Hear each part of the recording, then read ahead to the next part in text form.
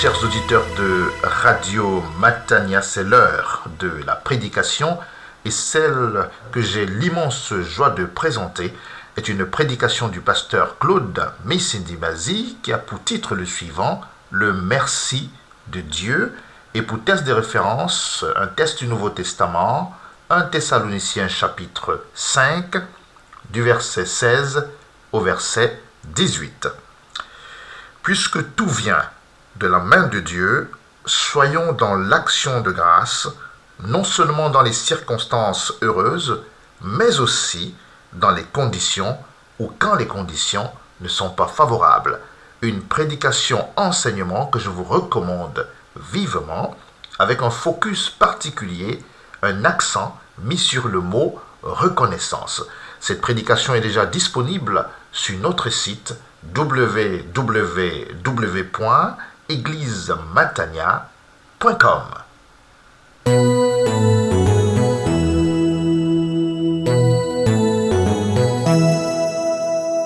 Alors je vous invite à méditer ensemble donc sur ce thème et lisons ensemble 1 Thessaloniciens chapitre 5 versets 16 à 18. 1 Thessaloniciens chapitre 5 versets 16 à 18. Écoutons et accueillons la parole de Dieu. Soyez toujours dans la joie. Priez sans cesse. Rendez grâce en toutes circonstances, car c'est la volonté de Dieu à votre égard, dans le Christ Jésus. Amen. Rendez grâce en toutes circonstances. C'est la volonté de Dieu à votre égard, dans le Christ Jésus. Amen. Comme notre sœur vient de terminer ce temps de louange avec Jésus, oui, il est merveilleux. Puissions-nous l'adorer maintenant, le prier pour recevoir son aide. Dieu avec nous, en tout temps et pour toujours. Nous te remercions, notre Père, pour la grâce que nous avons de te connaître, de ce que tu t'es fait connaître à nous. Tu es celui qui est devenu notre Père, qui a peut-être remplacé un Père humain, physique. Tu restes celui qui est vraiment présent à nos côtés avec nous chaque jour. Nous te remercions parce que nous sommes tes enfants et nous sommes heureux de t'appartenir. Nous avons besoin que tu nous éduques et nous avons besoin de l'aide de ton esprit pour accepter cette éducation. Alors, enseigne-nous encore ce matin, parle-nous, Père. Nous voulons t'écouter et faire ce qui te plaît. Dans le nom de Jésus-Christ, Amen. Amen. Asseyez-vous. Le 30 novembre, Joséphine Baker est la première femme noire à faire son entrée au Panthéon, 46 ans après sa mort en 1975. Le titre d'un journal télévisé indiquait donc Joséphine Baker, la France reconnaissante. La France reconnaissante. La France reconnaissante pour son patriotisme, son engagement, son amour pour les gens, etc., etc. Et le président, bien sûr, l'a honoré. Et c'est tout à fait normal de le faire vu son CV, son parcours de vie. Maintenant, pour nous chrétiens, nous espérons qu'elle a fait la paix avec Dieu. Mais quoi qu'il en soit, c'est bien normal de honorer et de remercier tous ceux qui se sont battus pour la France. Bien des gens ont droit à notre reconnaissance, comme Dieu a droit à notre reconnaissance, puisque tout vient de la main de Dieu. Soyez dans l'action de grâce, non seulement dans les circonstances heureuses, mais aussi dans l'adversité, C'est ce que Dieu attend des vrais croyants unis à Jésus-Christ. C'est cette leçon que Dieu veut nous enseigner. Puisque tout vient de la main de Dieu, soyez dans l'action de grâce, non seulement dans les circonstances heureuses, mais aussi dans l'adversité. C'est ce que Dieu attend des vrais croyants unis à Jésus-Christ. En toutes conditions, soyez dans l'action de grâce. Dieu nous appelle ce matin à apprendre à lui remercier pour ses bienfaits. La vie dans l'action de grâce, c'est avant tout un oui à l'appel de Dieu. La Bible nous dit qu'il est fidèle, le Dieu qui vous a appelé à la communion avec son Fils Jésus-Christ, notre Seigneur. 1 Corinthiens chapitre 1, verset 9. Dieu est fidèle. Le Dieu qui vous a appelé à la communion avec son Fils Jésus-Christ, notre Seigneur. Lorsqu'on le reçoit, on accueille Jésus dans son cœur. Il devient notre Sauveur, mais également notre Seigneur. Et il nous appelle à une communion intime avec lui. Et nous sommes appelés à développer cette relation personnelle avec le Seigneur Jésus-Christ. C'est ainsi dans cette relation avec Dieu, le péché d'ingratitude doit être rejeté. L'ingratitude envers Dieu est un péché pour lequel nous devons demander pardon. Le manque de reconnaissance peut faire mal. Lorsque, après avoir fait du bien à quelqu'un, nous ne récoltons qu'indifférence ou aversion. David lui-même se plaint dans le psaume 35, versets 13 à 15, de l'ingratitude de ceux qu'il avait considérés comme ses amis. Ils me rendent le mal pour le bien que j'ai fait. Et moi, quand ils étaient malades, je revêtais un vêtement de deuil et je m'humiliais en jeûnant sans cesse. Je priais pour eux comme pour un ami ou un frère. J'allais courber sous la tristesse comme en menant le deuil pour la mort d'une mère. David a connu donc cette tristesse liée à ce manque de reconnaissance. Mais nous-mêmes, n'agissons-nous pas souvent ainsi vis-à-vis de Dieu? Le grand reproche que fait l'apôtre Paul dans Romains chapitre 1, verset 21, alors qu'il liste là les œuvres de Dieu, il affirme, ils ont refusé de lui rendre l'honneur que l'on doit à Dieu et de lui exprimer leur reconnaissance. Ainsi, l'homme se tourne vers la création. Au lieu d'adorer le Créateur, il adore la création. Et l'ingratitude a commencé déjà dans le jardin d'Éden. Lorsque Adam et Ève se sont détournés de Dieu et n'ont pas écouté la voix de Dieu, car Dieu avait tout donné pour que nous soyons heureux. Pour le chrétien, toute circonstance devait être un sujet de reconnaissance. Et nous savons aujourd'hui que ceux qui sont reconnaissants sont 9 fois moins nombreux que les autres. C'est une triste réalité. Dans Luc chapitre 17, versets 11 à 19, Jésus a guéri 10 lépreux. Mais un seul est revenu pour lui dire merci. Et c'est le seul qui a entendu de la bouche de notre Seigneur, ta foi t'a guéri, t'a sauvé. Ainsi, l'ingratitude est une réalité. Et on doit apprendre à nos enfants au moins 3 mots, bonjour excuse-moi, 4 mots, pardon, au revoir et merci. Ce n'est pas naturel. En tant que parent, souvent on insiste lorsque l'on donne un bien à un enfant, voire un gâteau à un enfant, l'enfant, des fois, il s'en va tranquille, joyeux.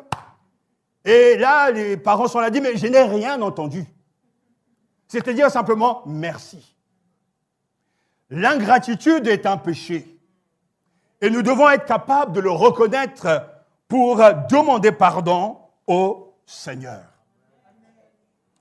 Ensuite, une vie dont l'action de grâce est un devoir. Rendre grâce est un devoir, une disposition de l'homme provoquée par une prise de conscience, une réflexion en face d'un bienfait reçu. Qu'est-ce que la reconnaissance? Merci nous vient du latin merces, qui signifie récompense, salaire. C'est une récompense minimum pour un bienfait. Est-ce que celui à qui l'on dit merci s'estime suffisamment récompensé et payé? Je demande un papier, je demande une pièce à quelqu'un, je dis merci. Lorsque la personne me donne la chose demandée, je dis merci. Ce merci est un salaire. C'est un paiement du service rendu. Ne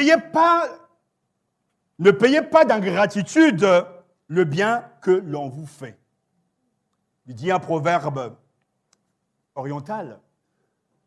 Ne payez pas d'ingratitude le bien que l'on vous fait. Exprimer sa reconnaissance à quelqu'un pour un bienfait reçu, c'est dire que l'on reconnaît que ce bienfait vient de lui, qui n'est pas dû à mon habileté ou mon travail. Il en est de même envers Dieu. Par ma reconnaissance, je reconnais que c'est à lui que je dois ce que je viens de recevoir. Par ma reconnaissance, je reconnais que le souffle de vie qu'il m'a prêté aujourd'hui vient de lui. C'est reconnaître que tout ce que nous avons ne nous vient pas de nos parents, mais du Créateur. Ce ne sont pas nos parents qui nous donnent les gènes de l'intelligence. Ce ne sont pas nos parents qui nous donnent même un futur. Tout vient de Dieu. Et nous devons être reconnaissants en tout temps et pour toujours.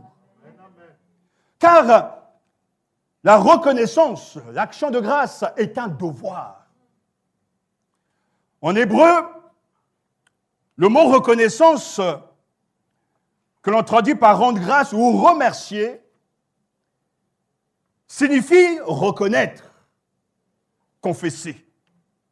C'est très important de comprendre ce mot parce qu'il s'agit d'abord de reconnaître, de confesser. Et une fois, je l'ai expliqué ici que si nous prenons l'exemple de l'offrande d'un cadeau, la différence culturelle y joue beaucoup même quand on lit la Bible. L'occidental se polarise sur l'objet reçu et se vante. Je reçois ce livre, cette Bible, et l'occidental, lui, regarde l'objet et dit « c'est joli, c'est agréable, ben, je te remercie ». Alors que l'oriental, au contraire, lui, ne s'arrête pas sur l'objet reçu, mais il se focalise sur le donateur. Et il vante les mérites du donateur. Tu es merveilleux. Tu es sympathique. Tu es vraiment quelqu'un de bien. Et je te remercie pour ton cadeau. Ça fait toute la différence dans notre manière de nous comporter. Parce que chez les anglo-saxons, par exemple, ils ont cette culture de honorer la personne avant de s'arrêter sur les biens. Et ils sont toujours dans l'excès des mots. Wonderful. Tu es magnifique. Oh, tu es beau. Et même lorsqu'on se promène dans leur pays, ils sont capables de s'arrêter et de dire, mais tu es bien habillé. Et ça pose de problème à personne. Alors que L'occidental, lui, se focalise au point même que bientôt, après Noël, les gens vont revendre leurs cadeaux. Parce que ce n'est pas le cadeau attendu. Cette culture de s'arrêter sur les biens fait que nous avons du mal à rendre grâce à Dieu. Parce que la véritable reconnaissance implique de se focaliser sur le Seigneur. Et c'est là où nous comprenons pourquoi Paul dit en toutes circonstances, en toutes conditions, rendez grâce à Dieu. Parce que celui qui connaît que tu viens de Dieu se focalise non pas sur les circonstances, mais sur la personne même de Dieu. Offre pour sacrifice à Dieu des actions de grâce. Et accomplis tes œuvres envers le Très-Haut, dit le psaume 50, verset 14. Celui qui offre pour sacrifice des actions de grâce me glorifie. Et à celui qui veille sur sa voie, je ferai voir le salut de Dieu. Psaume 50, verset 23. Marcher dans la reconnaissance est en soi un mode de vie, un style de vie, un comportement. Rendez continuellement grâce à Dieu le Père pour toutes choses au nom de notre Seigneur Jésus-Christ. Écrit encore Paul dans Éphésiens chapitre 5, verset 20. Nous retrouvons l'expression « toutes choses », même dans Romains. Toutes choses travaillent, coopèrent au bien de ceux qui aiment Dieu, de ceux qui sont appelés selon son dessein. Toutes choses, c'est tout. Et en toutes conditions, rendez grâce. Telle est la volonté de Dieu pour vous en Jésus-Christ. Si je suis un vrai chrétien, toute chose concourt à mon bien. Non pas toute chose sauf le chagrin, ni toute chose sauf les luttes, le chômage ou autre, mais toute chose concourt à mon bien. J'attire votre attention sur le fait que le mal n'est pas un bien, mais c'est la capacité même dans l'adversité de se focaliser sur Dieu. Parce que Dieu a ses raisons. De toutes choses de Romains 8, 28, ça englobe tout. Remercier Dieu pour toutes choses, telle est la norme divine. Une vie dont l'action de grâce, dire merci, n'est pas ou pas seulement merci à Dieu d'avoir répondu à nos appels, à nos prières, mais c'est d'abord, frères et sœurs, une façon de nous émerveiller de ce qu'il est. C'est une façon de nous émerveiller de ce qu'il est. Dans l'Ancien Testament, le roi David, l'homme sur le cœur de Dieu, lorsqu'il va accueillir l'arche et qu'il projette de construire le temple, bien que ce ne sera pas lui, dans 1 Chronique, chapitre 16, c'est un chant d'action de grâce remarquable. Prenez le temps de le lire chez vous, de l'étudier. 1 Chronique, chapitre 16, dit « Ce fut en ce jour-là que David chargea pour la première fois Asaph et ses frères de célébrer le Seigneur.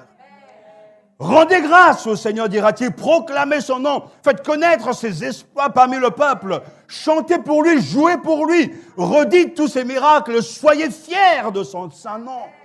Et joyeux, vous qui recherchez le Seigneur, cherchez le Seigneur et sa force, recherchez toujours sa face, rappelez-vous les miracles qu'il a faits, ses prodiges et les jugements sortis de sa bouche.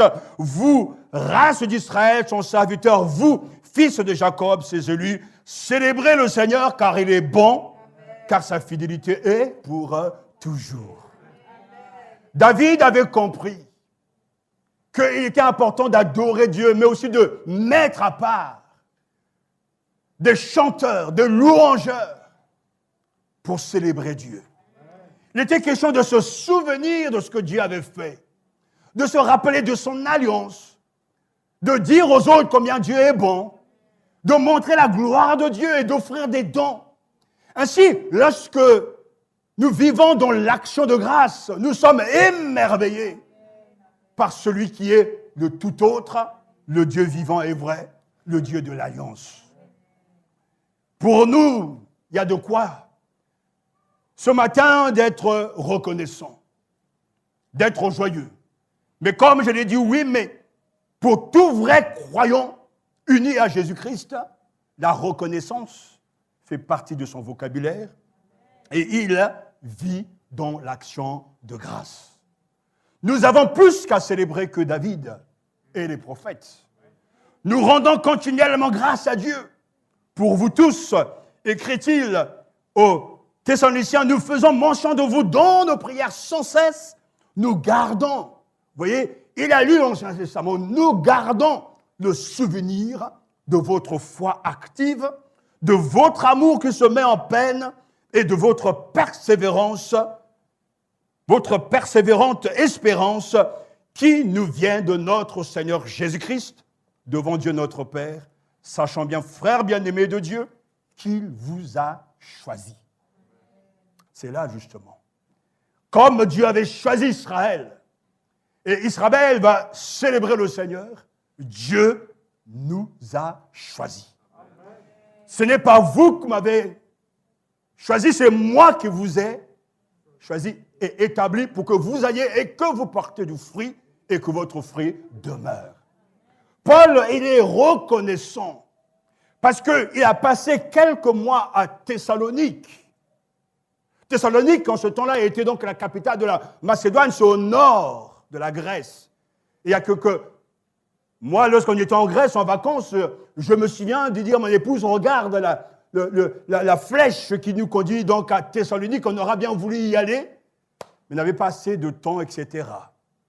Et Paul, arrivé à Thessalonique, est resté quelques mois, voire 4 mois, et il a prêché l'évangile, et l'évangile a été bien accueilli, au point qu'il y a eu une belle communauté de convertis, et pourtant, même n'étant plus là, il se souvient, lorsqu'il est en prière, il se rappelle de la foi vivante, de ce travail de l'Esprit Saint, de l'accueil, la bonne, en tout cas, attitude vis-à-vis de la parole de Dieu, et dans la présence de Dieu, il rend grâce. Nous gardons le souvenir de votre foi active. 1 Thessaloniciens est le premier document du Nouveau Testament, le premier écrit. Et c'est pour ça qu'il est important de voir que dans cette église, j'aime cette église, elle est belle, elle est jeune, elle est vivante. Les chrétiens, même ayant vécu ce laps de temps avec l'apôtre Paul, ont bien accueilli l'évangile. Et l'évangile porte du fruit, au point même que le voisinage est conscient que quelque chose s'est passé là. Que Dieu nous donne de telles assemblées. Et cette contemplation de Dieu invite Paul à regarder l'avenir avec confiance. Dieu achèvera ce qu'il a commencé. Celui qui a commencé en vous cette œuvre excellente en poursuivra l'accomplissement jusqu'au jour du Christ Jésus. Philippiens chapitre 1, verset 6. Lorsque nous reconnaissons que Dieu est la source de tout bienfait, il y a un flot d'action de grâce, un flot de louange. Parce que Dieu, source et but ultime de la prière, est celui à qui s'adresse le plus fréquemment le chant d'action de grâce. Paul aime lister, énumérer les titres, les traits de caractère de ce Dieu. Il est le Dieu de la persévérance et de la consolation. Romains chapitre 15. Il est le Père des miséricordes et Dieu de toute consolation. 2 Corinthiens chapitre 1, verset 3. Il est Dieu de la paix. Romains chapitre 15. Mon Dieu, comme dans le psautier, il est le Père de notre Seigneur Jésus-Christ. C'est à lui donc qu'il faut adresser nos actions de grâce. Mais apprenons ce matin cette leçon si difficile, à nous détacher de nous-mêmes, à regarder notre situation de vie, nos conditions de vie, à regarder les circonstances extérieures, les circonstances contraires, et focalisons-nous sur le donateur. Dieu sait ce qu'il fait. En toutes circonstances, rendez grâce à Dieu. Telle est la volonté de Dieu pour vous en Christ Jésus. Pourquoi sommes-nous motivés à rendre grâce? Non pas parce qu'on est des masos et qu'on aime le mal, non. C'est parce que Dieu nous révèle sa volonté. La motivation première à rendre grâce en toutes circonstances, c'est que nous entrons dans la volonté de Dieu. Car c'est la volonté de Dieu à votre égard dans le Christ Jésus. Et là, c'est quelque chose qu'il nous faut absolument retenir. Quand le Nouveau Testament appelle à notre responsabilité pour connaître et accomplir la volonté divine, le terme grec que l'on voit, c'est le mot télema, comme l'autre terme, ce boulet, qui implique en fait le dessein éternel de Dieu qui s'accomplira sans nous ou pas. Mais ici, c'est téléma, c'est-à-dire ce que Dieu veut, ce qu'il désire. Mais en même temps, ce mot implique notre participation. Dieu veut que nous soyons saints. Amen. Mais nous aussi, nous devons vouloir être saints. Parce que ce n'est pas parce que Dieu le veut que ça va se faire. Mais parce que nous aussi, nous allons participer et que nous allons aussi agir et marcher, alors Dieu nous sanctifiera. D'ailleurs, dans la vie chrétienne, ces deux aspects sont constamment liés. Dieu a fait, mais il nous faut croire. Il nous faut marcher. Dieu a accompli, mais il nous faut accepter et agir par rapport à la connaissance. Et à chaque fois, ces deux aspects sont toujours là, ce que Dieu a fait et ce que nous allons faire de ce qu'il a fait. Et nous devons apprendre ce matin ce que Dieu veut, que nous marchons dans l'action de grâce en toutes circonstances. Quelles que soient les circonstances, quelle que soit l'adversité, ce que Dieu attend des vrais croyants unis à Jésus-Christ, c'est la reconnaissance. Alors, je peux ne pas vouloir et agir par rapport à cette parole et rester dans mon monde et dire, voilà, j'ai mes souffrances, j'ai mes difficultés, ma famille souffre, et etc. On connaît bien ce que cela veut dire. Mais à un moment donné dans la vie, si tu veux grandir, si tu veux avancer, il faut faire toujours des choix. J'ai toujours ici et ailleurs simplifié la vie chrétienne. La vie chrétienne, c'est une question de décision. C'est une question de choix. Le Saint-Esprit ne tombera jamais sur toi pour te faire faire des choses. Il vient t'aider à faire, mais c'est aussi à toi d'aller dans son sens. Comme chaque matin, je me réveille, je décide de prendre telle céréale ou telle boisson, de choisir les vêtements que je veux porter, ce sont des choix, des décisions. Comme pour le chrétien, je décide de suivre Jésus. Je décide d'être reconnaissant en tout temps, en toutes conditions. Je décide de ne pas continuer à mal parler, à gémir, à me plaindre, à m'en prendre à Dieu et à tout le monde, à en prendre au président et à l'État. Je décide de me focaliser sur Dieu. Et là, quand nous allons cultiver cette habitude-là, de dépasser nos circonstances extérieures et de se focaliser sur Dieu, je vous garantis que le muscle spirituel qui est en vous va se développer. C'est comme le sport. On ne peut pas courir 10 km sans avoir d'abord couru 1 mètre. Une question de bon sens. Tu ne peux pas courir 1 km si tu n'as pas commencé avec 100 mètres. Plus tu t'exerces, plus ton muscle spirituel se développe. Plus tu vis dans l'action de grâce. Et ce matin, je le disais en parlant justement de l'idéal d'une journée, c'est de commencer avec les bontés de Dieu. Mais tout au long de la journée, il y aura des choses compliquées. Des collègues, des circonstances difficiles, des conditions même de vie compliquées, la maladie ou autre. Mais tu décides de ne pas regarder aux choses, mais de te focaliser sur Dieu. Parce que nous savons une chose, que Dieu est bon. Et que tout ce qui permet dans nos vies travaille au bien de ceux qu'il aime et de ceux qu'il a appelés. Et c'est ainsi que le muscle spirituel va se développer. Et ce qui jadis pouvait paraître compliqué et difficile devient une seconde nature. Je vous parle souvent de la louange. Ce n'est pas aujourd'hui que je commençais avec la louange et que je reviens constamment. C'est dès le départ, quand j'étais jeune converti, le Seigneur m'a montré la puissance et l'importance de l'adoration, de la louange. Et j'ai travaillé les textes bibliques, j'ai étudié les textes bibliques, j'ai regardé ça et là des leaders de louange, j'ai appris et j'ai développé des habitudes. Et puis au bout d'un certain temps, ce qui est incroyable, c'est que je n'ai même pas besoin de faire des efforts. Au moment même où je suis déprimé, et ça arrive, un flot de louange sort de dedans de moi. Je ne sais pas comment le Saint-Esprit le fait, mais en réalité, c'est ce que je viens de vous expliquer. Mon muscle spirituel concernant la louange s'est tellement développé qu'à un moment donné, il va prendre le dessus.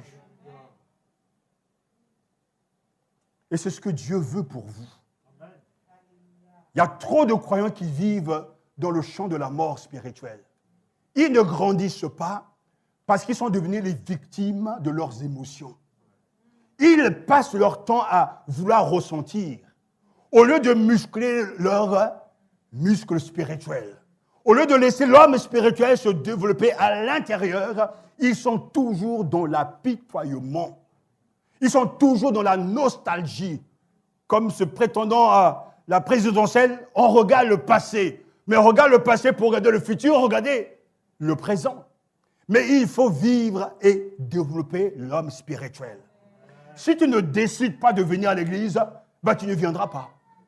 Si tu ne décides pas de prendre l'argent que Dieu te donne pour le donner, ça ne viendra pas.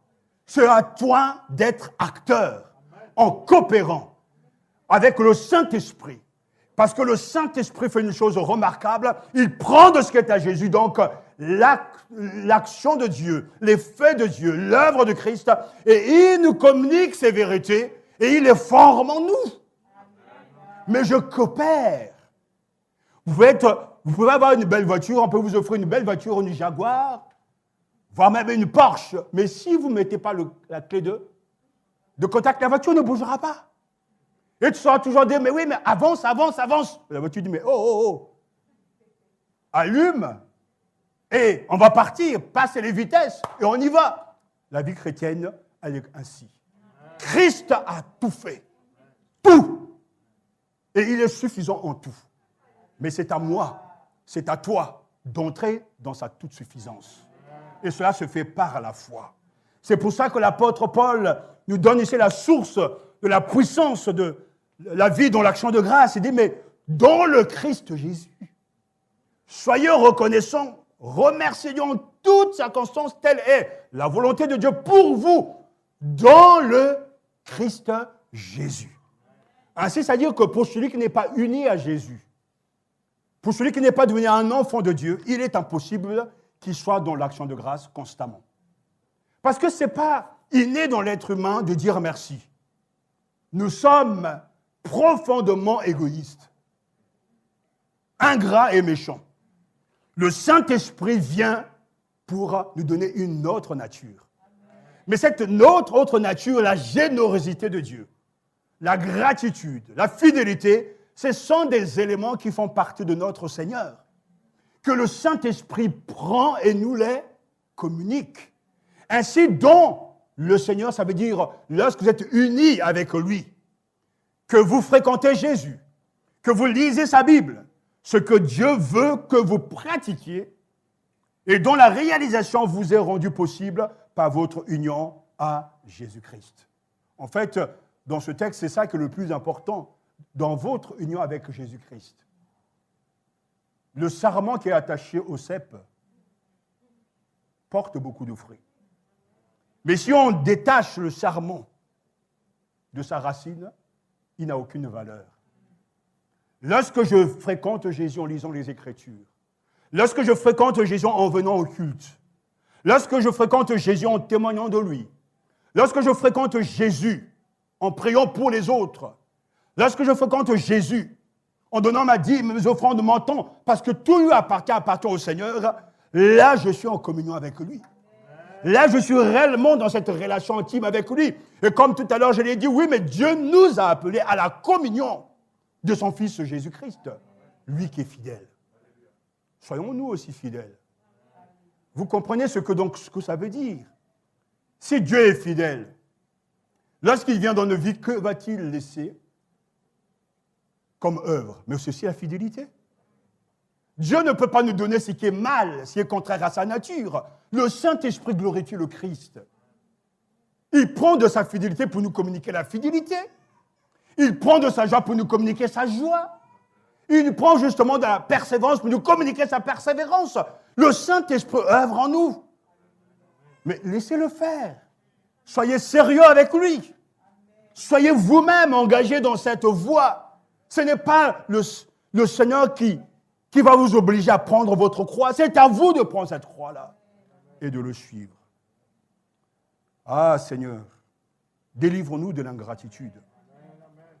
Et comme motif d'action de grâce, remercier Dieu pour toutes choses, telle est la norme divine. Comme motif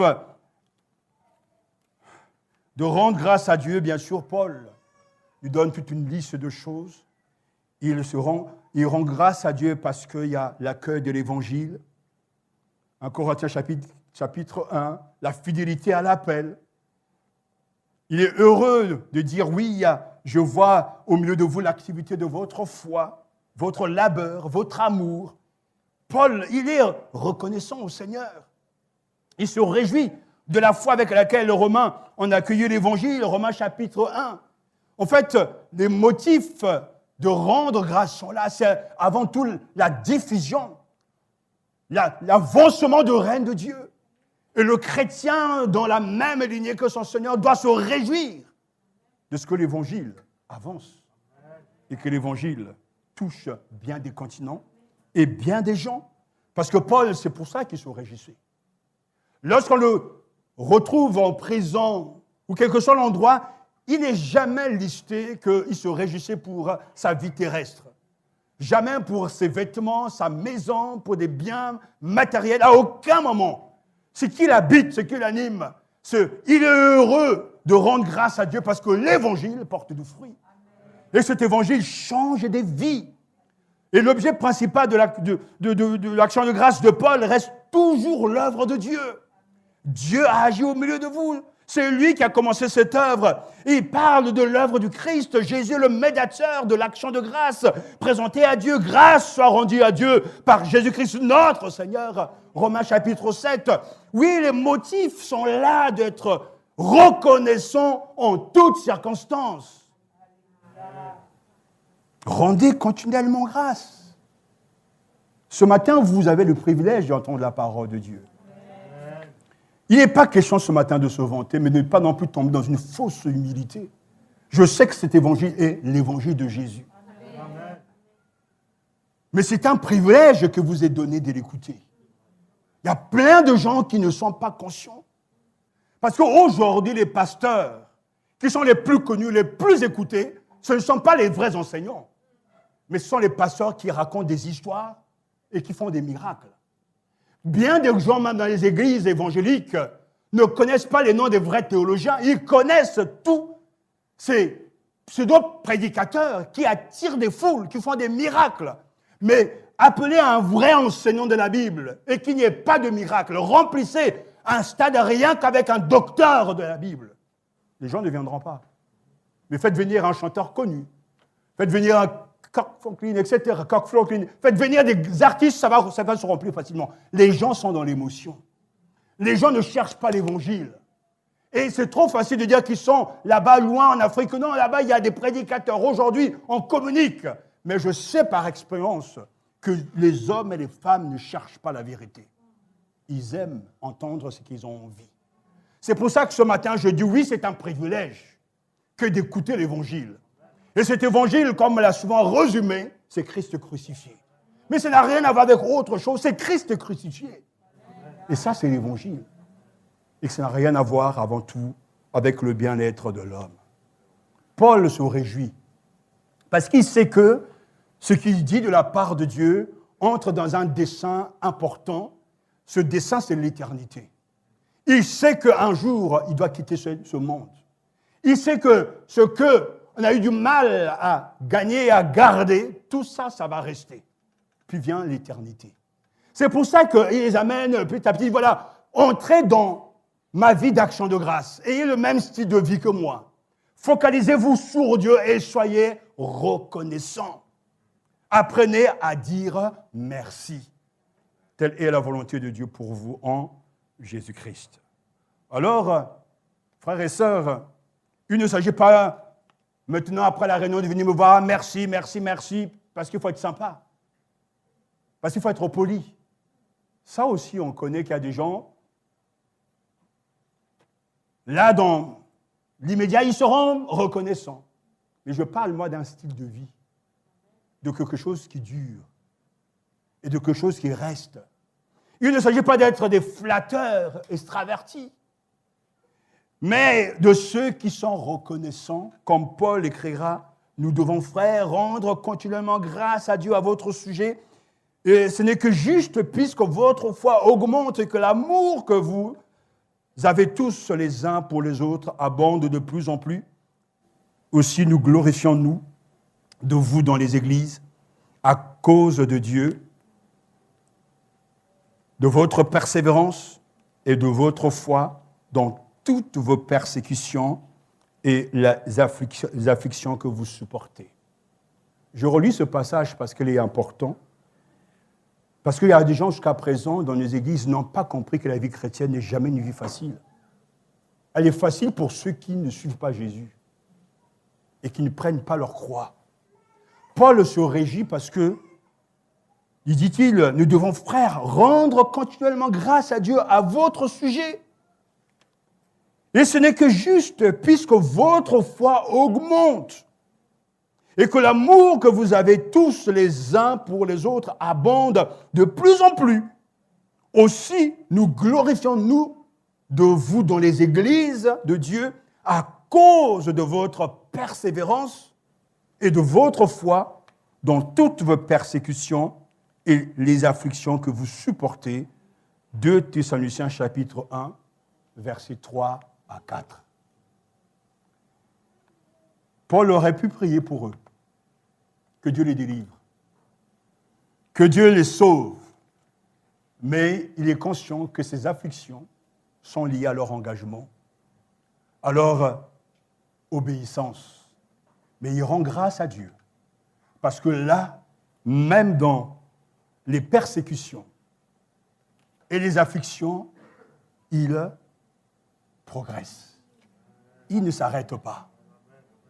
Il, dira-t-il, vous abondez de plus en plus, la foi augmente, l'amour augmente. C'est la preuve que réellement ces Thessaloniciens sont choisis. Et c'est là où fait toute la différence. La vie est dure. Et elle est dure pour tout le monde. Mais le chrétien a des privilèges. Il connaît le Christ. Il connaît que Jésus peut, veut et sauvera celui qui l'invoquera. Il est conscient que Jésus est celui qui lui prépare un avenir. Il est conscient que Dieu même révèle sa volonté. Dieu veut qu'en toutes circonstances, nous marchions dans les actions de grâce. Nous avons à le remercier pour bien des choses, mais d'abord pour le don de Jésus. Oui, maintenant, Seigneur, tu laisses ton serviteur s'en aller en paix, car mes yeux ont vu ton salut. C'est là, les paroles sont les paroles de Siméon dans Luc chapitre 2. Nous devons remercier le Seigneur pour son pardon et sa guérison. Celui qui pardonne toutes tes iniquités, qui guérit toutes tes maladies. Le psaume 103. Nous devons remercier Dieu pour la famille spirituelle. Parce que c'est une vraie famille. Peut-être que vous n'avez pas de famille, mais l'Église est une famille. Ceux qui sont nés de Dieu, ayant le même Père, rendons grâce au Seigneur de ce que nous avons eu une famille. Là où les gens nous comprennent, là où nous partageons les mêmes ambitions, le même projet, au point que même l'apôtre Paul avait pris conscience que le fait de voir les frères était pour lui une source d'encouragement. Alléluia. Rendons grâce ce matin pour le don que Dieu donne aux autres. Bénissons Dieu pour tous les acteurs dans sa maison. Chacun ayant reçu de Dieu un don, un talent. Mais rendons grâce, je rends à mon Dieu de continuer l'action de grâce à votre sujet pour la grâce de Dieu qui vous a été accordée en Jésus-Christ. 1 Corinthiens chapitre 1 verset 4, il n'y aura pas comme moi, vous aussi vous avez eu et vous êtes au bénéfice de la grâce. Vous aussi vous devez travailler. Vous aussi vous devez vous épanouir. Vous aussi vous devez m'apporter la bénédiction parce que vous avez reçu la grâce. Rendons grâce ce matin pour les autorités. Car 1 Timothée chapitre 2 nous dit que oui, que les autorités sont instituées par Dieu. Et nous devons rendre grâce. Et en préparant ce message, je rendais grâce pour le président, pour ce gouvernement. Moi qui porte des lunettes, j'ai vu qu'ils ont fait, ils ont apporté un plus. Aujourd'hui, lorsque vous n'avez pas eu de mutuelle, vous pouvez avoir donc une paire de lunettes avec bien sûr les verres et puis la monture, mais pour un prix abordable. Mais imaginez les gens qui, comme nous dans le passé, n'avaient pas de mutuelle, il faut payer la totalité d'une paire de lunettes. Ça va dans les 600, 700 euros. Mais le gouvernement a apporté un plus. Il y a un prix réglementé et qui fait que les uns et les autres ont accès à une paire de lunettes. Je rends grâce à Dieu. C'est une bonne chose, il n'y a pas que de mauvaises choses. Il faut être capable de voir ce qui marche. Rendez grâce à Dieu pour ce gouvernement. Regardez la crise économique dans nos pays. En Afrique, des vies et des familles complètement bouleversées, balayées par la crise. Mais l'État ici a su mettre les moyens pour que les gens arrivent à s'en sortir. Rendons grâce à Dieu. Ce sont des choix. Rendons grâce à Dieu. J'exhorte avant toute chose à faire des prières, des supplications, des requêtes et des actions de grâce pour tous les hommes, pour les rois et pour tous ceux qui sont élevés en dignité, afin que nous menions une vie paisible en toute piété et honnêteté. Je vous ai dit que rendre grâce, ce n'est pas facile. Parce qu'on aime, comme les Français, se plaindre. C'est la musique constamment. Et on arrive même à dire que ce sont les étrangers, les migrants, qui viennent voler notre pain. Il y a toujours quelqu'un qui est responsable de la situation chaotique de nos vies ou de la situation chaotique du pays. Frères et sœurs, il faut dépasser ces choses. Focalisez-vous sur Dieu et laissez Dieu agir. Toute chose inconnue ou défavorable, en apparence, priez sans cesse, rendez grâce en toutes choses, car telle est la volonté de Dieu pour vous en Jésus-Christ. Ce matin, tu connais la volonté de Dieu. Tu dois prendre une décision. Soit tu restes dans ta situation, et je sens ce matin une forme de lassitude, une certaine froideur. À chaque fois que je quitte la maison, je sens le culte. Parce qu'il y a des manifestations spirituelles que je ressens dans mon esprit. Depuis pratiquement 2 jours, quand Satan sait qu'on va le démasquer, il multiplie les attaques, les schémas. Il y a des gens qui ont, ce matin, ressenti une fatigue inhabituelle. D'autres ne sont même pas là. Et ça n'arrive que le samedi soir pour ne pas être là le dimanche. Et quand ce matin, à 5 heures, je me réveille, je sens dans mon esprit que le culte sera béni ou pas. Parce que l'Esprit Saint nous avertit souvent. Et nous devons prier. Mais nous devons prêcher. Nous devons confesser pour que le règne de Dieu s'impose sur la mort. Certains sont une partie déjà. Certains te disent, ça ne va rien changer de ma vie. Mais ce matin, tu dois faire un choix. Tu dois prendre une décision. Soit tu décides d'écouter Dieu, de lui obéir, et que même si tes circonstances sont défavorables, je m'adresse à toi justement, de la part de Dieu, rends grâce. Change ton focus, change ton objectif, regarde au Créateur, et là, tu verras sa gloire. Il s'agit de le rendre grâce en toutes circonstances. Et je terminerai avec ces paroles d'un inconnu. Je suis reconnaissant pour l'adolescent qui regarde la télé au lieu de faire la vaisselle. Parce que cela signifie qu'il est à la maison et non en train de traîner dans la rue. Je suis reconnaissant pour les impôts que je paie. Parce que cela signifie que j'ai du travail. Je suis reconnaissant pour le désordre arrangé après la fête. Parce que cela signifie que j'étais entouré d'amis. Je suis reconnaissant pour les vêtements qui commencent à me serrer.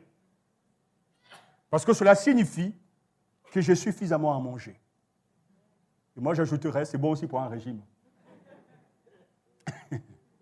Je suis reconnaissant pour l'ombre qui me suit pendant que je travaille. Parce que cela signifie que je suis au soleil.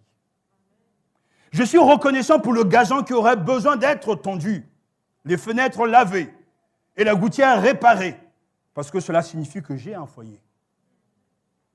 Je suis reconnaissant pour toutes les plaintes que j'entends à propos du gouvernement, parce que cela signifie que nous avons la liberté d'opinion. Je suis reconnaissant pour la seule place de stationnement qui reste au fond du parking, parce que cela signifie que j'ai 2 jambes capables de marcher et en plus un moyen de transport. Je suis reconnaissant pour mon énorme facture de chauffage, parce que cela signifie qu'il fait chaud chez moi. Je suis reconnaissant pour la dame qui chante fort à l'église. Le frère aussi. Derrière moi. Parce que cela signifie que j'ai le bonheur d'entendre. Je suis reconnaissant pour la pile de linge à repasser. Parce que cela signifie que j'ai des vêtements de rechange. Jésus n'avait qu'une seule pièce, une seule tenue. Unique. Je suis reconnaissant pour la fatigue de mes muscles douloureux à la fin de la journée. Parce que cela signifie que j'ai été en mesure de travailler dur. Je suis reconnaissant pour le réveil qui me fait sursauter à l'aube, parce que cela signifie que je suis toujours en vie. Retenons donc la leçon avec joie, puisque tout vient de la main de Dieu. Soyez dans l'action de grâce. Non seulement dans les circonstances heureuses, mais aussi dans l'adversité. C'est ce que Dieu attend des vrais croyants unis à Jésus-Christ. À Dieu seul soit toute la gloire.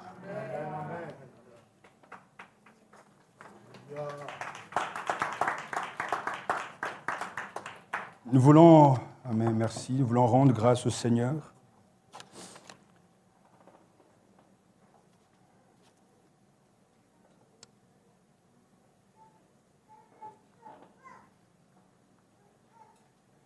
L'ingratitude est un péché. Et nous devons demander pardon à Dieu pour ce péché. Dieu a droit à notre reconnaissance. Mais il y a aussi des gens qui ont droit à notre reconnaissance. Tous ceux qui nous ont aidés, qui nous ont fait du bien. Dans un monde normal, comme je le dis souvent, les prédicateurs de la bonne nouvelle seront les gens les plus riches. Parce que les gens seront tellement reconnaissants qu'on leur montre le chemin du ciel et de l'éternité qu'ils ne pourront que dire merci. Mais on n'est pas dans ce monde-là. Parce qu'ici, on croit que la valeur suprême, c'est l'Évangile. C'est Jésus-Christ. Alors, heureux ceux qui annoncent la bonne nouvelle de l'Évangile et qui vont dire au peuple de Dieu, voici votre roi. Nous devons être reconnaissants à nos pères. Vous pouvez me critiquer, me trouver des défauts, mais il y a un sujet sur lequel je reviens constamment. Vous connaissez mes pères. Constamment, j'y reviens. Je fais mémoire d'eux alors qu'ils sont dans la gloire. Parce que ce que je suis devenu, c'est parce que Dieu a été avec eux et ils étaient là pour moi. Je n'ai jamais cessé de parler de mon père spirituel, de mes pères spirituels. Parce que je fais mémoire d'eux. Tout à l'heure, je disais, Joséphine Baker est morte il y a 46 ans. Mais la France reconnaît et la France est reconnaissante. On ne doit jamais oublier ceux qui nous ont bénis. Et cette Église a traversé bien des difficultés. Il y a des gens que j'ai mariés, il y a des gens que j'ai baptisés, il y a des gens que j'en ai suivis. Mais ils sont partis, sans même dire merci, ni même dire où ils vont. Jésus lui-même a été choqué par cette attitude. Je me souviens de ce jeune homme qui venait ici, qui était arrivé, qui était sans papier. Mon épouse, plus à maintes reprises, on a pris des vivres, on a pris de l'argent, on est parti l'aider parce qu'il vivait loin, en partant en voiture, déposer des affaires. Mais un jour, il est parti dans le sud de la France sans même dire au revoir. Ces gens peuvent aller loin, aller prier, mais le péché d'ingratitude reste toujours. Et ceux qui quittent l'Église, sans même nous dire au revoir, mais ils arrivent à parler à leurs proches, à leurs amis, on est au courant de rien. Ce péché reste, l'ingratitude reste. Et ces gens ne pourront jamais s'en sortir, croyez-moi. Vous pouvez aller dans toutes les églises. Vous ne devez jamais quitter une assemblée sans avoir mis les choses en ordre. Parce que Dieu est le chef, le Christ est le chef de l'église. Au Congo, en Côte d'Ivoire, il est le chef partout. Et on ne peut pas fuir loin de sa face. Le péché d'ingratitude a découragé bien des croyants. Je me souviens d'avoir lu ce témoignage d'un pasteur dans le Nord qui a implanté une église. Tout avait bien commencé. Et puis à un moment donné, les gens ont commencé à partir sans rien dire, etc. Il a fait une dépression pendant 3 ans. Il est resté enfermé chez lui. Parce que l'ingratitude l'a touché. Même Jésus, qui était humble et doux de cœur, a été choqué par le manque de reconnaissance des 10 qu'il avait guéris. Et si lui l'a fait, j'ai le droit de le faire. Au nom de Dieu, apprenez à dire merci. Apprenez à être reconnaissant. Je ne suis pas en train de demander votre argent, mais vous devez garder cette habitude d'être reconnaissant. Apprenez à dire merci à vos parents. Pour ce qu'ils sont, même s'ils ne sont pas parfaits, ça reste vos parents. Apprenez à dire merci à vos pères spirituels. Il y a quelques années, j'étais à Brazzaville. Et j'ai dit à un moment à ma mère avant d'arriver, mais est-ce que tel ancien est toujours là? Oui. Est-ce que j'ai pris donc plein de cadeaux. Je suis parti avec de l'argent et je suis parti leur donner. Et je me souviens de cet ancien qui était là avec ses cheveux blancs. Il dit, oh papa, mon fils, toi, tu ne m'as pas oublié. Mais tous ceux qui vont là-bas nous oublient. Et ça m'a tellement touché. Il y a de l'adoration lorsqu'on est reconnaissant. Il ne s'agit pas de les encenser ou de les élever, mais ce sont des instruments que Dieu a utilisés pour vous, comme nous le sommes pour vous. Apprenez à dire merci. C'est une leçon qu'on doit apprendre aux chrétiens dans les églises. Dites merci au Seigneur pour les théologiens qui traduisent vos Bibles. Dites merci au Seigneur pour ceux qui travaillent dans l'ombre. Apprenez à vivre dans l'action de grâce. Soyez des enfants reconnaissants. Soyons-le, jour après jour. Non pas un moment, mais constamment. Alors ce matin, je veux vous inviter vraiment à abandonner au Seigneur l'ingratitude, à lui demander pardon. Au lieu de le servir lui, nous nous servons de lui. Au lieu de lui être fidèles, nous sommes en train d'utiliser cette énergie physique qu'il nous donne pour vaquer à nos préoccupations terrestres. Demandons-lui pardon pour ces choses. L'argent que vous avez, alors que vous préparez vos vacances et autres, et vous donnez peu à l'église, répentez-vous ce matin.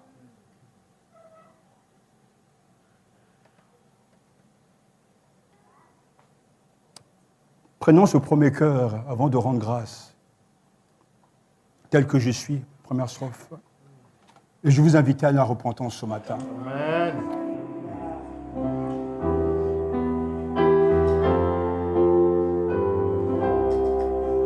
Tel que je suis, sans rien à moi, si dans ton sang versé pour moi, et ta voix qui m'appelle à toi,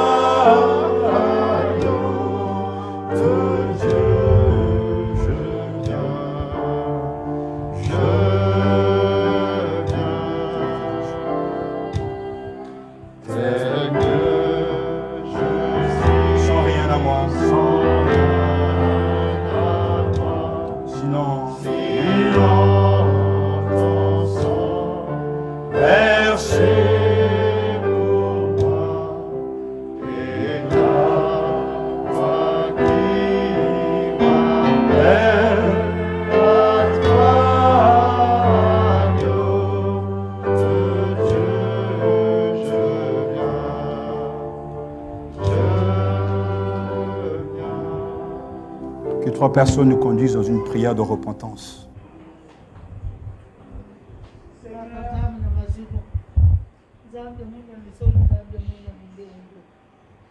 Seigneur, vraiment, merci beaucoup encore, Seigneur, pour cette journée, Seigneur, que tu nous as fait grâce d'écouter ta parole qui nous a touché le cœur. Quand on prie, quand on lit la parole, on ne comprend pas très bien que c'est que la parole, que c'est que signifie cette parole-là. Mais tu nous as donné un serviteur qui nous montre tout, qui nous ouvre les yeux et les oreilles et qui nous fait marcher à la droiture de toi, notre Dieu, qui est notre vie. Oh Père éternel, Papa, vraiment pardonne-nous. On ne savait pas tout ce qu'on fait.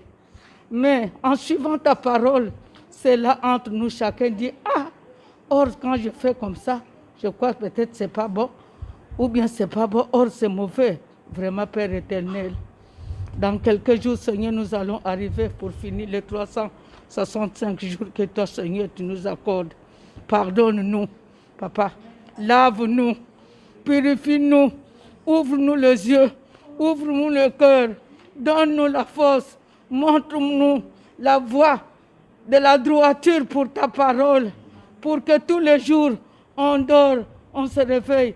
Toi, tu es là vivant devant nous et nous aussi, nous sommes devant toi. Père, qu'est-ce que je peux te dire, Papa? Papa, je te dis merci de m'avoir gardé dans toutes les douleurs. Père, je te rends grâce. Papa, merci. Merci, Papa, pour ta parole, Papa. Sans toi pour ta parole, Papa, tous sont partis, comme je dis. Il n'y a pas de Dieu dans ce monde, il n'y a qu'un seul Dieu. Si aujourd'hui, tu es dans une église, tu ne comprends pas la parole de Dieu, et tu dis, moi, je ne pars plus dans cette église, parce que cette église-là est mauvaise, je vais changer. Oh, tu changes par la parole de Dieu, ou bien tu changes pour le pasteur. Mais on ne va pas à l'église pour le pasteur, mais on va d'abord à l'église, Seigneur, nous venons ici pour toi.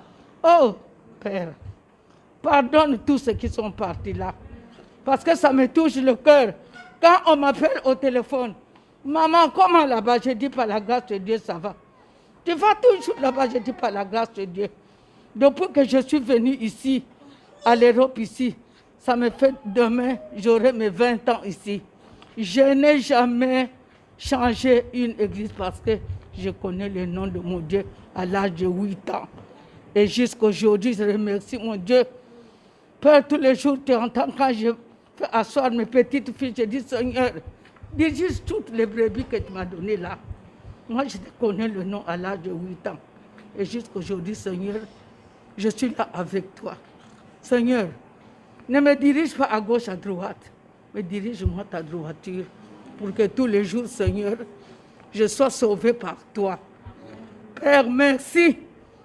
Merci, Papa. Merci, Papa. Que Dieu te donne encore. Que Dieu t'ajoute encore des années et des années. Pour ta parole, Papa, que toi tu nous parles. Si personne ne peut pas évoluer sur ta parole, Papa, il est déjà mort. Vraiment, Papa, je te bénis, je te glorifie. Laisse que le péché sorte dans ma bouche, que Dieu reçoive ça par sa gloire et sa grâce, au nom puissant de Jésus. Amen.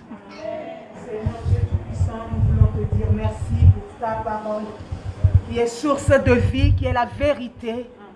Seigneur, tu veux nous transformer. Tu veux faire de nous des disciples obéissants. C'est pour cela que ce matin, tu nous parles encore. C'est vrai, Seigneur, que l'apôtre Paul, quelles que soient les circonstances, il n'était pas préoccupé par sa personne, mais par ta gloire. Et ce matin, Seigneur, nous te bénissons pour ta parole, car c'est vrai. Nous nous plaignons tellement souvent. Seigneur, tu nous as gardés toute cette année. Tu nous as protégés, Seigneur. Nous ne sommes pas des SDF, Seigneur.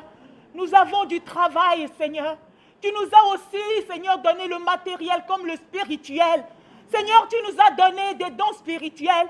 Tu nous as donné ta parole. Seigneur, tu nous as fait don de tant de choses. Et pourtant, papa, nous nous plaignons. Et ce matin, nous te demandons pardon, Seigneur.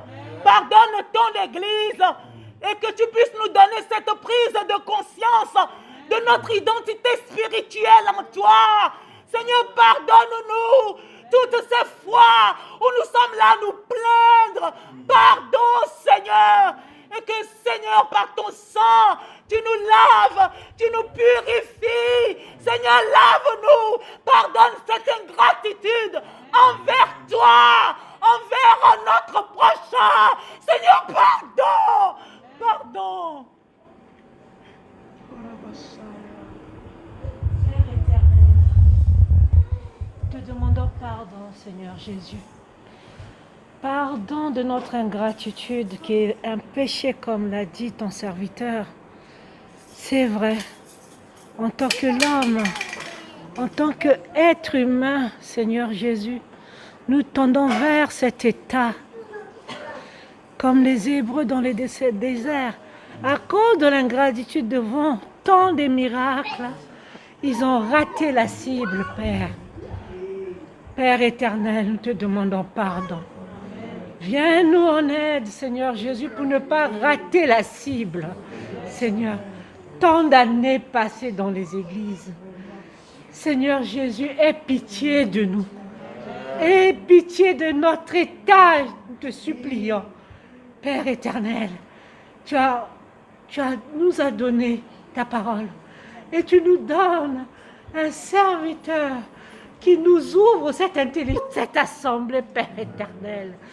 Où que nous irons, Père, si nous ne nous apprenons pas à écouter,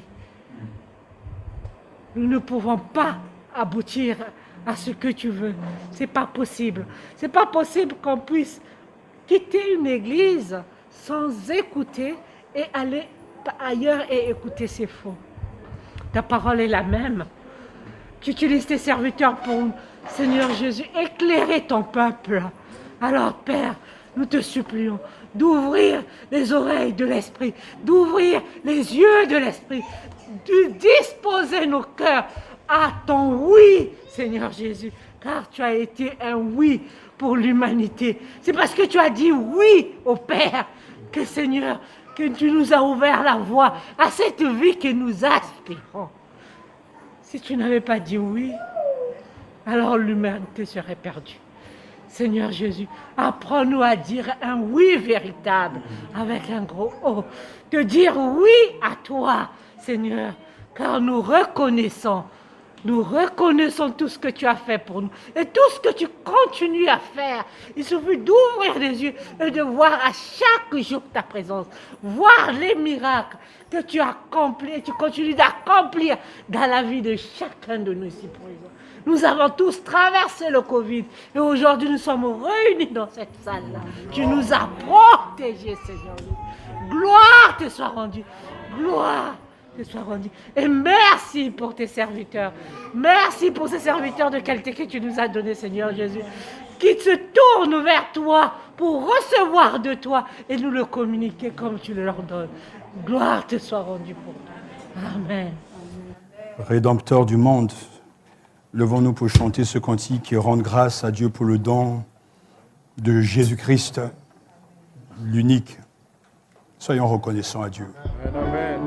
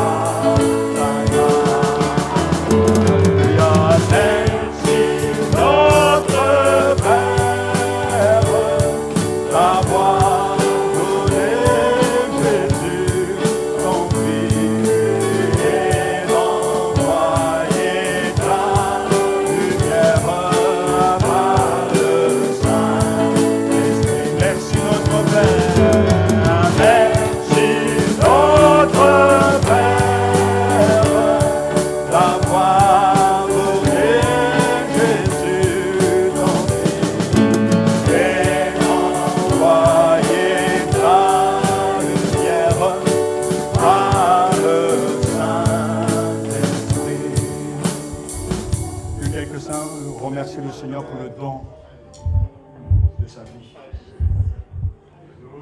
Jésus-Christ, Fils du Dieu vivant, si nous sommes là, c'est à cause de toi. C'est grâce à toi, Seigneur.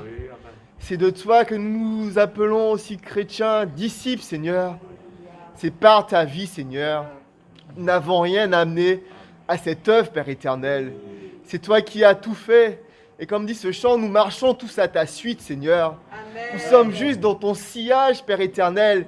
Et nous profitons de toutes ces bénédictions, de protection, Père éternel, de victoire, Père éternel, de gloire, Seigneur. Tout cela t'appartient, Père éternel. Nous sommes juste des héritiers, Seigneur.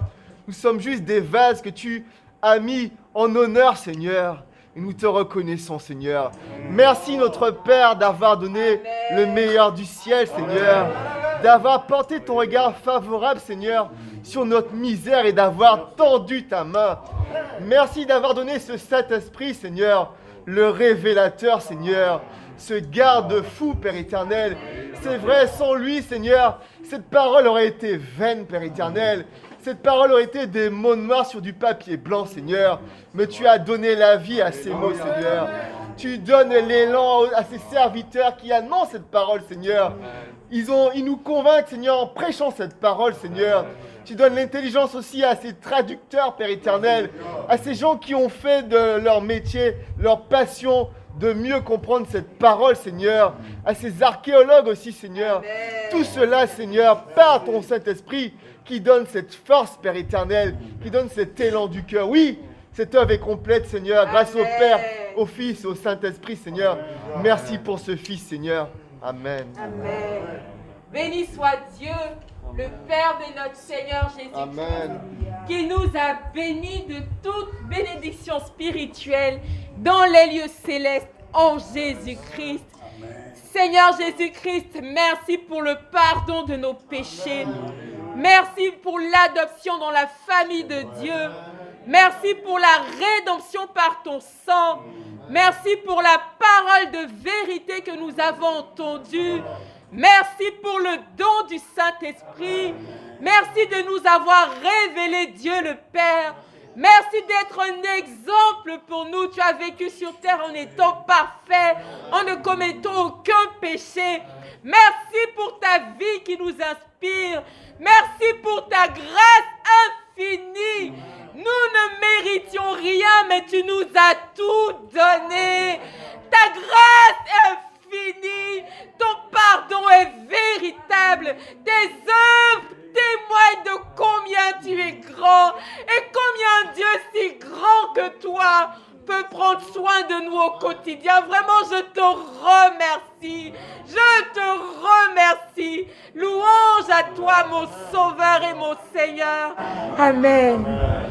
Merci, mon Dieu, d'avoir envoyé ton Fils Jésus-Christ pour venir sauver le monde du péché. Seigneur, tu es bon. Tu as fait un merveilleux cadeau à l'humanité, car le monde était perdu. Mais par la venue de Jésus-Christ, le monde a été sauvé par lui. Par sa mort et par sa résurrection, il nous a lavés, il nous a purifiés du péché. Tel que nous l'avons appris ce dimanche passé, Jean-Baptiste qui croupissait dans la prison voulait prendre des nouvelles en demandant « Es-tu celui qui doit venir ou bien devant nous on attend encore un autre? Es-tu le Messie ?» Et le Seigneur, toi qui as les paroles, tes paroles qui sont vie et esprit, t'as répondu, allez lui dire seulement que les boiteux marchent, que les lépreux sont purifiés, que les aveugles voient, que les morts ressuscitent, que la parole de Dieu est proclamée aux pauvres. Voilà, tel était, Seigneur, ton plan. Tu es venu pour sauver l'humanité. Il n'y avait pas un Messie autre que Jésus-Christ. Tu es venu pour nous sauver, pour ôter le péché du monde. À Dieu soit toute la gloire. Alléluia. Merci pour ta venue. dans le monde. Merci pour la lumière que tu es, lumière venue éclairer nos ténèbres. Je te dis merci, Seigneur. Merci pour ton don, le don parfait que tu es. Merci pour ton œuvre rédemptrice. Merci pour ta grâce infinie. Nous ne méritons rien, mais Seigneur, tu nous sauves par grâce. Et je t'en suis reconnaissante. À toi soit toute la gloire au siècle des siècles. Amen. Oh, gloire à toi, Jésus. Merci, Jésus-Christ. Merci pour le rachat, oh Seigneur. Merci pour ta bonté, merci pour ta fidélité, merci pour ta loyauté, Seigneur. À toi soit toute la gloire, Seigneur. Tu n'as pas entendu que je vienne à toi, mais tu as revêtu notre humanité. Reçois ma reconnaissance, Jésus.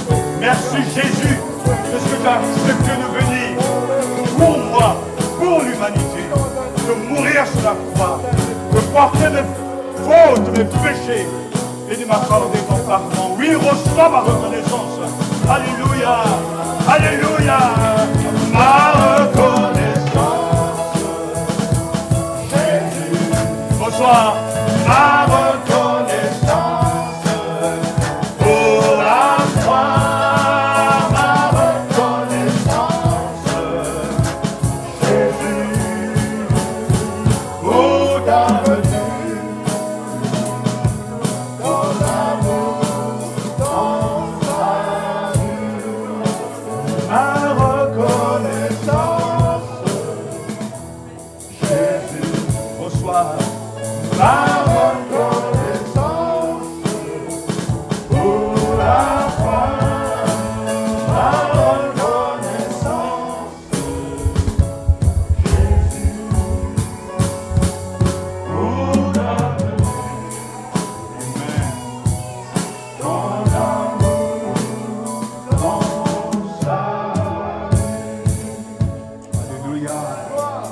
L'Évangile a eu une percée remarquable après la Pentecôte. Et la Bible nous dit que la parole de Dieu progressait et le nombre de disciples augmentait. À Thessalonique, les Thessaloniciens en accueilli la parole de Dieu, non pas comme la parole d'un homme, mais comme la parole de Dieu vivant et vrai. Et cette parole a une belle course au milieu d'eux. Alors ce matin, rendons grâce à Dieu pour sa parole. Chantons ce cantique. Merci pour ta parole. Lumière donnée aux hommes. Alléluia.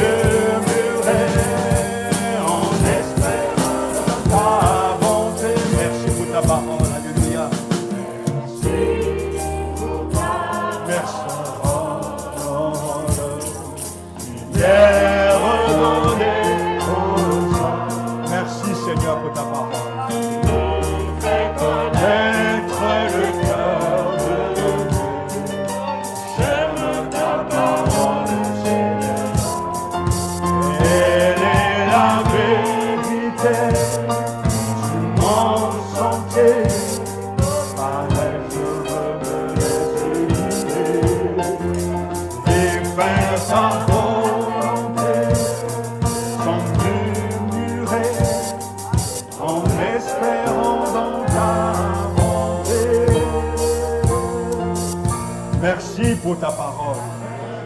Lumière à donner aux hommes. C'est cette parole qui nous fait connaître ton cœur. Comme nous l'avons entendu tout à l'heure, rendez grâce en toutes circonstances. Telle est la volonté de Dieu pour vous en Jésus-Christ. Père, je te rends grâce de ce que tu as mis dans mon cœur, l'amour de ta parole. Tu le sais, je le dis devant l'Assemblée, c'est ma plus grande passion. Oui, matin, midi et soir, je respire. Je ne vis que pour ce livre que tu m'as ouvert les yeux. Dis-moi, Seigneur, ma tendre enfance, ce livre qui respire.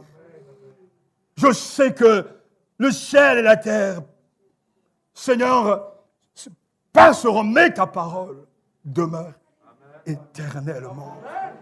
Et celui qui fait ta volonté vit éternellement. Ce matin, je te suis infiniment reconnaissant pour l'amour de ta parole, pour mes pères spirituels. Je te rends grâce pour ces hommes et ces femmes que toi, par ta providence, tu m'as fait rencontrer et qui m'ont donné d'aller plus loin dans ta parole. Je te rends grâce pour, Seigneur, ces temps où nous avons passé ensemble dans la traduction, dans les commentaires de ce texte, où, Seigneur, notre jouissance était de comprendre ta parole. Je te rends grâce de ce que, comme les disciples sur le chemin d'Emmaüs, tu as su marcher à mes côtés pour me montrer l'essentiel, le Christ. Père, je te rends grâce. Depuis tant d'années dans ton ministère, et je le dis en toute humilité, je ne me suis pas égaré. Je n'ai pas monnayé ce livre. Je n'ai pas vendu ce livre. Seigneur mon Dieu, je te rends grâce de ce que tu as su garder mon cœur, de ce que je n'ai pas cherché à tordre le sens, malgré l'indifférence des gens, malgré, Seigneur, leur départ. Nous sommes restés fidèles au texte. Et je sais que cela te tient beaucoup à cœur. Je te bénis pour mon épouse, qui épouse ce même amour. Je te bénis pour cette assemblée de frères qui aiment ta parole. Tous ceux qui contribuent à l'avancement de la diffusion de l'Évangile. Père, je te rends grâce. Du plus profond de mon cœur, je te dis merci. Merci parce que tu l'as voulu ainsi. Merci pour la victoire de la parole. Dans le passé, dans le présent, même après mon départ auprès de toi, la victoire de la parole sera toujours là, car l'Évangile est irrésistible. On ne peut pas l'arrêter. Le train de Dieu en marche, non pas dans nos émotions, mais via la parole. Tu entres dans les foyers, tu touches les continents, tu vas chez les musulmans, tu touches les catholiques, l'Évangile progresse. L'Évangile transperce les cœurs et le Christ est reconnu. Père, nous te rendons toute la gloire. Toute la gloire. Je te rends grâce pour ces interprètes. Eugène Nida, je te rends grâce pour Nicole, je te rends grâce pour Bichod et bien d'autres, Alfred Quinn et bien d'autres, Père, Blanchard et bien d'autres, Seigneur. Pour tous ceux qui travaillent dans l'ombre, pour Kaiser, John Sammer, etc. Je te loue, Père, pour ces hommes inconnus des hommes, mais connus de toi. Merci pour eux. Leur consécration, ces radiolaboratoires, toi tu les connais. Et je te dis merci. Père grand, nous te rendons grâce pour les pères de la foi. Nous te rendons grâce pour Luther, ou Zwingli. Nous te rendons grâce pour John Stott. Nous te rendons grâce, Seigneur, pour Calvin et bien d'autres qui nous ont précédés. Pour C.S. Lewis, ces penseurs chrétiens. Et ils sont tellement nombreux. Père, merci pour Farel. Merci pour, Seigneur, ce grand réformateur. Béni sois-tu. Alléluia. Que deux personnes rendent grâce à Dieu pour sa parole. Seigneur, à toi la gloire, à toi la gloire. Amen. Je te rends grâce pour ta parole. Cette parole qui libère les captifs. Amen. Cette parole qui est source de vie, capable de transformer le cœur de quelqu'un. Je te loue, je te rends grâce pour ta parole, pour tous les théologiens, cités et non cités, qui sont là à travailler dans l'ombre. Personne ne les connaît, mais toi tu les connais. Je te rends grâce pour eux. Je te rends grâce pour Maman Muriel, cette femme que tu as mise sur le chemin de mon époux. Il a aidé à se faire former. Tu as la gloire, car tu es bon.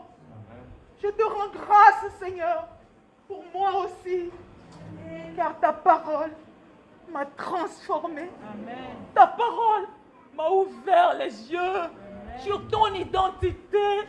Ta parole est pour moi au quotidien un bouclier. Merci, Seigneur, pour ta parole.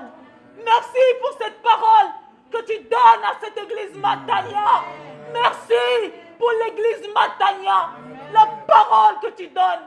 Merci pour les vies transformées dans cette église. Merci, Seigneur, pour le présent et le futur. Merci, Jésus. Alléluia. Nos cœurs sont débordants de reconnaissance parce que nous reconnaissons, Seigneur, que nous pouvons aller nulle part sans elle. Elle est vraiment, Seigneur, la vérité. Elle est vraiment la vie. Et Père, nous te remercions pour cette parole. Nous te remercions pour nos Bibles que nous pouvons lire chez nous, Seigneur. Nous te remercions pour cela. Nous te remercions aussi pour la diffusion de ta parole dans notre assemblée. Nous te remercions pour cette parole qui est venue pendant toute cette année et qui a transformé nos mentalités, qui nous a reprises, la parole qui nous a encouragés, la parole qui nous a relevés, la parole qui nous a parfois choqués, Seigneur, mais la parole qui ne nous a pas laissés indifférents. Nous te remercions, Père, pour cette parole. Nous te remercions pour tes serviteurs qui ont œuvré dans cette assemblée afin que la parole ne manque pas. Nous te remercions pour cela. Nous te remercions parce que ta parole est réellement vivante. Elle est la vie, Père. Nous te remercions pour les versets qui ont été éclairés. Nous te remercions pour cette parole qui a rencontré nos circonstances de vie. Et nous te remercions pour la parole qui a apporté des réponses précises. Nous te remercions pour la parole qui a guéri. Nous te remercions pour la parole qui a consolé. Nous te remercions pour la parole qui a renouvelé la foi. Nous te remercions, Papa, parce que cette parole est réellement vivante. Et nous te remercions pour le parcours qu'elle a eu au milieu de nous. Dans nos vies, Papa, nous te remercions. Réellement, nous sommes débordants de joie. Merci pour l'appétit, pour ta parole. Merci, Seigneur, vraiment, merci pour cette parole. Nous te rendons la gloire.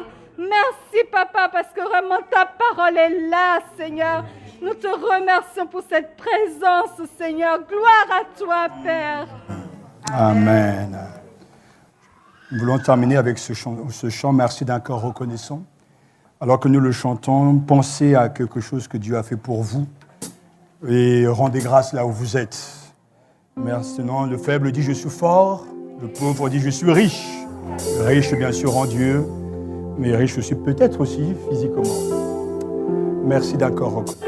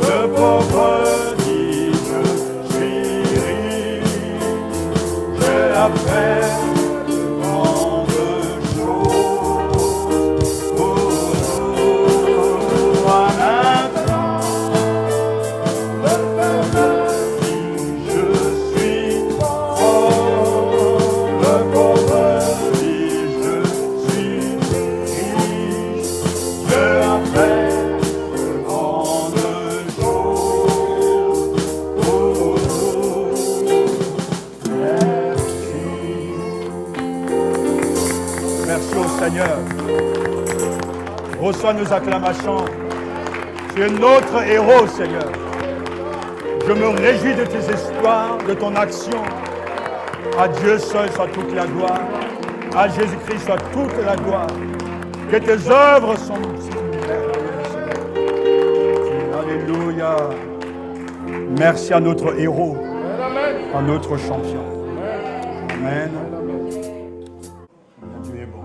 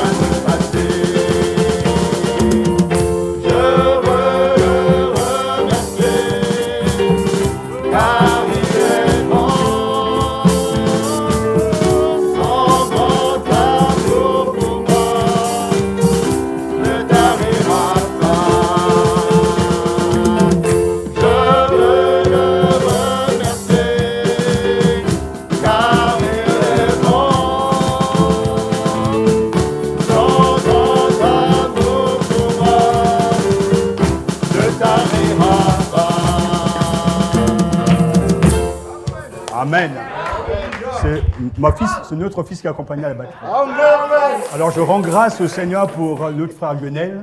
Il m'a dit qu'il faut mettre le petit à la batterie pendant le culte, à chaque fois, lors des offrandes. Que Dieu soit béni pour ton inspiration. Donc on est arrivé à la maison, il ne m'a pas arrêté. Il a dit, je dois le faire. Il a répété. Donc, que Dieu te bénisse, mon fils. C'est un futur louangeur. C'est dans qu'il prenne ça comme héritage. Merci au Seigneur. Pour les enfants qui commencent tôt, et que Dieu les garde et les préserve dans sa maison et pour sa gloire.